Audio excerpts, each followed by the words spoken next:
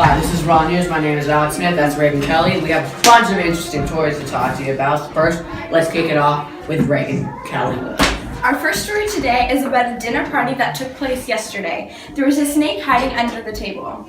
As you can see, a lawyer at the party saw it and told everyone to stay still, trying to make sure it didn't randomly strike. But little did he know, the host already knew about it. Everyone in the room was as still as a rock. The theme of the story is to stay calm in scary situations, like when you see a snake.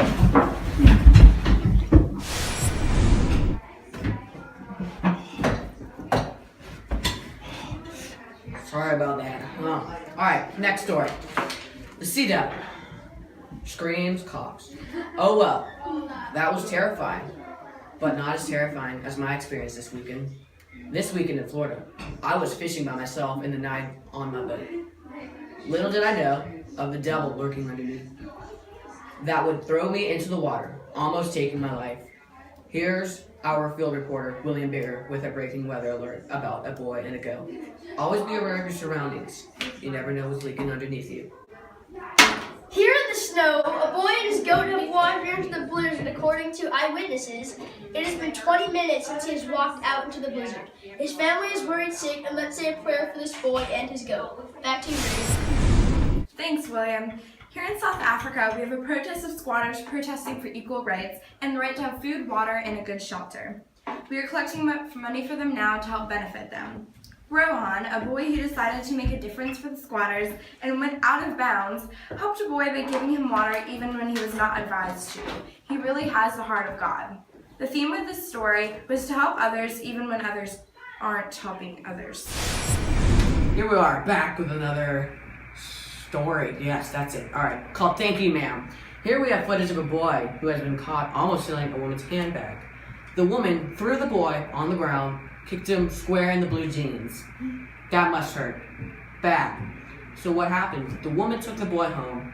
She taught him respect, taught him life lessons, then let him go later on. Now, you're back with Ray. I'm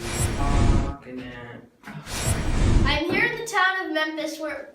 Messed up, hang on. You did? Here I am in the town of Memphis where it is pitch black with only the street lamps for light. I am currently standing in front of the grocery store where Richard was sent by his mother to get groceries. But as Richard... It's okay, hang on.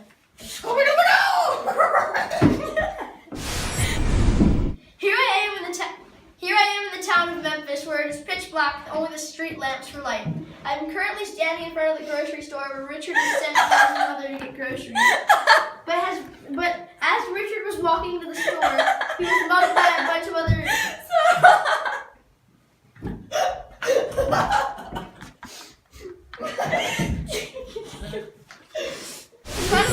Here I am in the town of Memphis where it is pitch black with only the street lamps for light.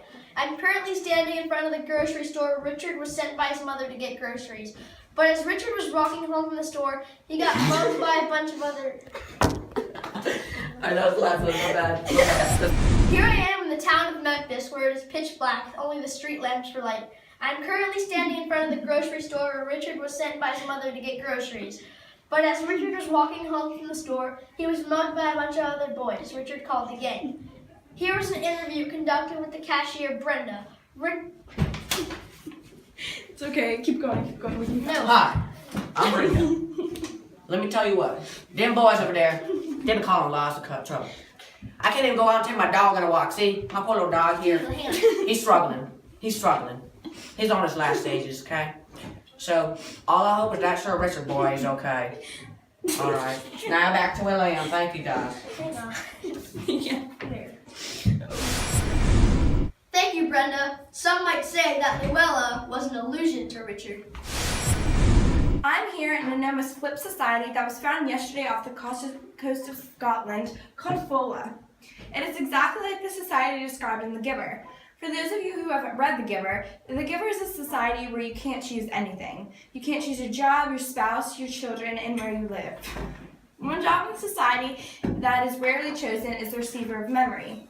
A boy, Jonas, was chosen. He receives the memories from the giver who has received them from many other givers before him. He is told to lie, when in his society he is told not to lie. After about a year, the giver and Jonas conduct a plan for him to escape to the land beyond or elsewhere. Jonas takes a baby, or new child, named Gabriel. Jonas expertly escaped the exhibit-like expanse exceeding all expectations and came here to the U.S. to tell the tale. I know that when I heard the story, it reminded me of Divergent and The Hunger Games because they're both dystopian societies, and this one seems almost unreal. The theme of the story is that it's important to have memories, and from there you'll know what you need to do for yourself and your community. Alright, now I'm here with Luke Baldwin's vow. I'm here in Royal Turbidge Wells where Luke and Dan were at the time. I was talking to Luke, and while talking to him, I could definitely hear the boy's courage in his voice. Luke explained a lot about how he stood up to his uncle and how he saved his dog Dan.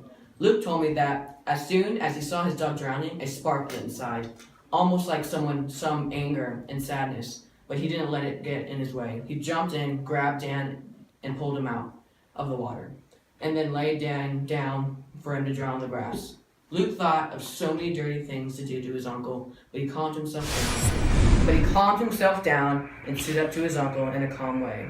It was a very touching story. Never give up and fight for what's right. A new poem has just come out titled Those Winter Sundays by Robert Hayden. Here's an interview we had with him just moments ago. So what made you write this? It was about my father and how we didn't stop to thank him. We never stopped, and never did we think to thank him. He always stayed home, even when we went to church, but we never thanked him. Now looking back on this, I feel bad that I never got to say thank you. Thank you, Robert. The theme of the story is to always thank others for what they do for you and never to not thank anyone. Alex? That's gorgeous! I'm here in Virginia, where the story of John Henry. Now, for all you people out there that have no idea who John Henry is, he's a courageous man that loves to help his people and stand up. Excuse me. Sir, do you use some snack? Get out of here! Alright, sorry. Anyways, I gotta take my dog on a walk. William's gonna fill in for me. Sorry, Dan.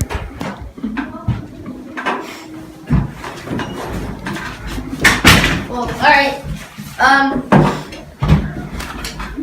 John Henry was a strong-hearted man that worked on the train tracks. He saw that other workers were having trouble, so he decided to help them.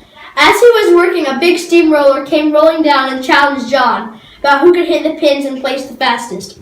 John Henry did and won, but died from exhaustion. But before he died, he said he wanted to die with his hammer, so his wife gave it to him. That's all for today. Thank you for watching Raw News. Put your mind to it. You can do anything you want.